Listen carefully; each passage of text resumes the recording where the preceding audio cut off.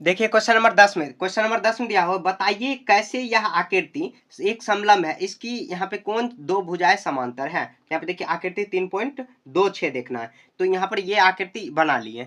अब देखिए क्या करेंगे, कौन भुजा क्या है समांतर है, तो हम लोग देख सकते हैं समांतर मतलब क्या, आमने सामने का भुजा समांतर होना चाहिए। तो देखिए ये इसके समांतर नहीं है, क्यों, अगर मान लीजिए ये भुजा को आगे बढ़ाएंगे तो ये और ये भुजा को आगे बढ़ाएंगे तो आगे चल के कट जाएगा, तो ये समांतर नहीं हुआ। ये इस भुजा को कहीं पर भी ले जाएंगे, अगर सीधा सीधा खिंचा हुआ है, कलम से लिखा हुआ है, थोड़ा टेढ़ा हो सकता है, लेकिन अगर इस चित्र में ध्यान से देखेंगे तो ये अगर कितना भी आगे बढ़ाएंगे तो ये आपस में नहीं कटेगा। जैसे रेल का पटरी आप देखे होंगे, तो एक पहिया वाला और दूसरा पहिया वाला आपस में कभी भी कट नहीं होता। अगर मान लीजिए इस पहिया को अगर कट कराना है, मतलब इसको अगर टेढ़ा करना है, तो ये अगला जो दूसरा जो पहिया दिया हुआ है, मतलब जिस पे पहिया पे चढ़ना है, उसको भी आपको उतना ही तिरछा करना होगा जितना ये तिरछा कर किया हुआ है। अगला दायां साइड वाला पहिया, उस तरह बायां साइड का जो पहिया होगा, आप कभी पटरी को देखते होंगे ध्यान से, तो दोनों समांतर ही रहता है। जहां तक ये जाएगा वहां तक इसको भी जाना होगा, तो दोनों समांतर इस तरह दिया हुआ। तो कौन सा भुजा दिया हुआ समांतर, एन एम और के एल समांतर दिया हुआ। तो लिखेंगे यहाँ पर एन एम समांतर के एल है।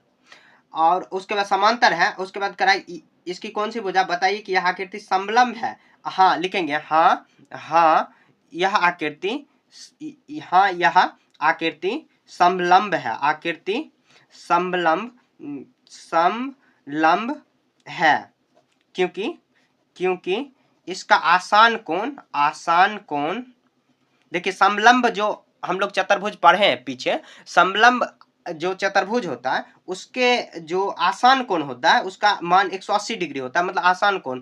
तो आसान कोण होगा, आसान कोण 180 डिग्री का होता है, 180 डिग्री का होता है। अब देखिए दोनों अगर भुजा समांतर रहता तो मतलब दोनों भुजा, ये भुजा और ये भुजा आपस में और ये भुजा समांतर रहता तो ये समांतर चतुर्भुज हो जाता। लेकिन यहाँ पर एक ही भुजा समांतर दिया हो, तो ये क्या समलंब होगा। तो कोण एल और प्लस कोण एम बराबर कितना 180 डिग्री हो जाएगा। क्यों, क्योंकि देखिए 80 और प्लस यहाँ पर 100, तो ये दोनों क्या 180 के बराबर आ गया। तो मतलब ये 180 के बराबर आया तो क्या हुआ, ये समलंब हो गया, एक समलंब चतुर्भुज है, समलंब है।